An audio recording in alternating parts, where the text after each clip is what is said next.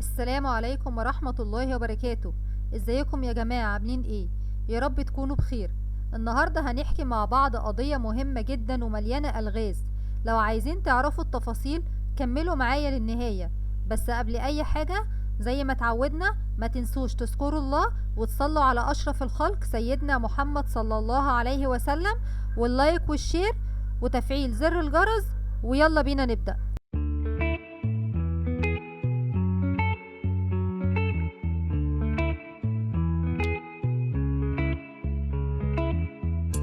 بالتحديد في سنة 2010 في محافظة القاهرة، بتروح بنت للمستشار إيهاب مكتب المحاماة الخاص بيه، وبتترجى المستشار إن هو يقبل قضية الدفاع عن خطيبها اللي صدر ضده حكم الإعدام في قتل عمه، اللي بتقوله ساعتها إنها متأكدة من براءته وإن مستحيل يعمل كده.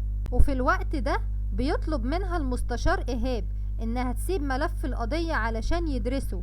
وفعلا بعد يومين بيتصل المستشار إيهاب بالبنت وبيبلغها بقبول القضية، وبعدها راح المستشار للمتهم وطلب يقابله علشان يعرف تفاصيل القضية. بالتحديد في سنة 1990 كان في ولد اسمه هيثم عنده 10 سنين، وأخوه كان اسمه فادي وكان عنده 4 سنين ساعتها. كانوا الاتنين عايشين مع أمهم وأبوهم، لكن للأسف الأم والأب كانوا مرضى، والأب كانت حالته بتسوء كل يوم أكتر من اليوم اللي قبله. وفي يوم عم الأولاد كان بيزور أخوه وطلب منه أخوه إن هو يخلي باله من الأولاد بعد وفاته. وفعلا بعد أسبوع بيتوفى الأب، وعم الأولاد بيعمل بوصية أخوه وبيراعي أولاده وبيخلي باله منهم، لدرجة إن الأولاد كانوا بيقولوا له يا بابا. وفي يوم بيفاتح عم الأولاد الأم في الزواج علشان يبقى مع الأولاد على طول.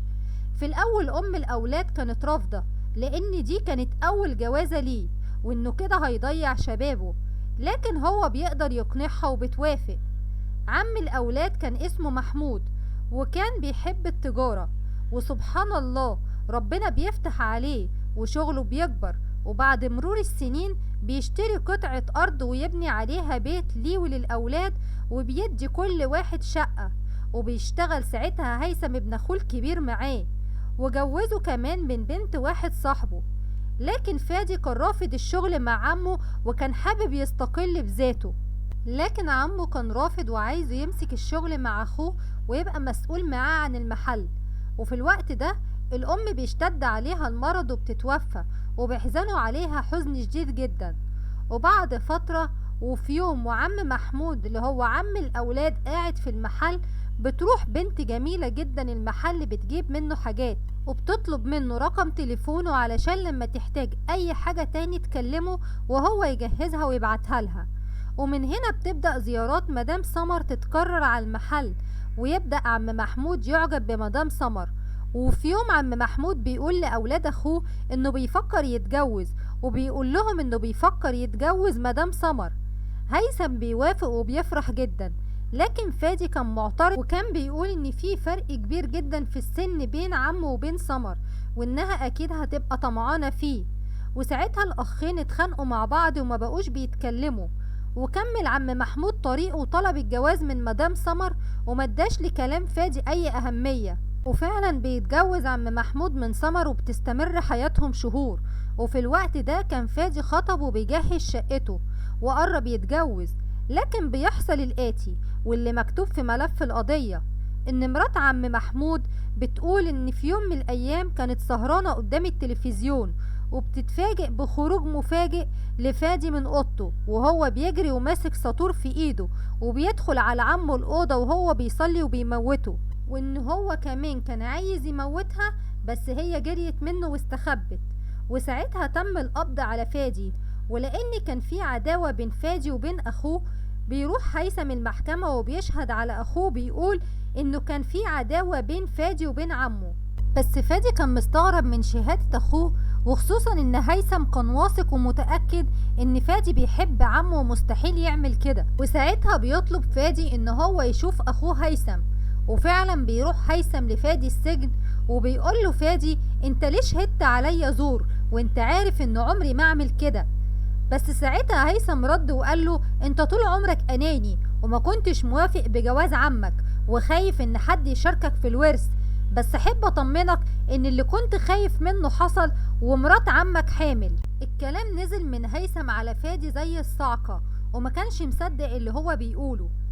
هيثم بياخد بعضه ويروح، بس لما بيروح بيتفاجئ ان مراته بتقوله ان مرات عمه بقت بتتصرف تصرفات غريبة، وانها بقت بتتأخر كتير جدا برا البيت، وان كمان في راجل غريب بيوصلها، وان البواب هو اللي قال لها. وساعتها اتصل هيثم بسمر وقال لها ان اللي بيحصل ده ما ينفعش وعيب، لكن سمر زعقت مع هيثم وبهدلته وقالت له انا حرة واعمل اللي انا عايزاه، وبعدين ما تنساش نفسك، انت اصلا مالكش وجود في البيت بعد مولد، واجيب الولد وكل حاجة هتتغير. وساعتها الغل ملأ قلب هيثم، وقرر ان هو ينتقم من سمر وبدأ يراقبها.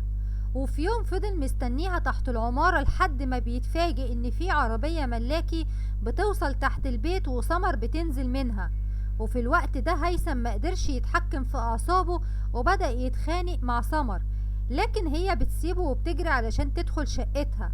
ولسوء الحظ هيثم بيجري وراها وبيلحقها وبيدخل وراها وبيقفل الباب ويفضل يضرب فيها لحد ما تموت، وحارس العمارة ومرات هيثم ما يقدروش يمنعوه عنها. في الوقت ده بيتم القبض على هيثم هو كمان. في الوقت ده المستشار إيهاب بيقدم طلب بالطعن في حكم على فادي، وبيتم قبول الطلب، وبيطلب المستشار إيهاب استجواب الدكتور اللي قام بتشريح الجثة أمام المحكمة، وبيوجه له عدة أسئلة واللي كلها كانت إجابتها بتناقض كلام مرات عمه ووصفها للجريمة، وكمان إزاي أخوه كان موجود وما حاولش يدافع عن عمه.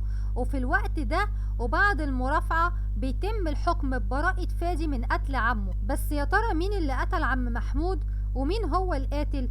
هو ده اللي هنعرفه. هيثم بعد كل الشهود في قضية قتل مرات عمه بيتحكم عليه بالإعدام، وساعتها بيروح فادي للمستشار إيهاب ويطلب منه ان هو يترافع عن اخوه هيثم.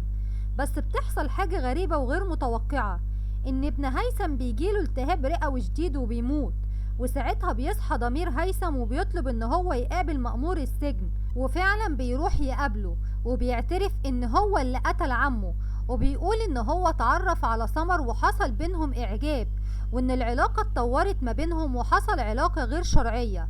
وبعدها حب سمر جدا وفكر في فكرة جهنمية ان هو يخلي سمر تروح لعمه المحل وتبدأ تتظاهر باعجابها لعمه وتخليه يحبها، وفعلا اللي كان مخطط له حصل وبتتجوز سمر عم هيثم. وفي يوم بيتفاجئ هيثم ان سمر بتتصل بيه وبتقوله ان هي حامل في شهر، وقال لها ساعتها ازاي وانت عارفة ان عمي ما بيخلفش؟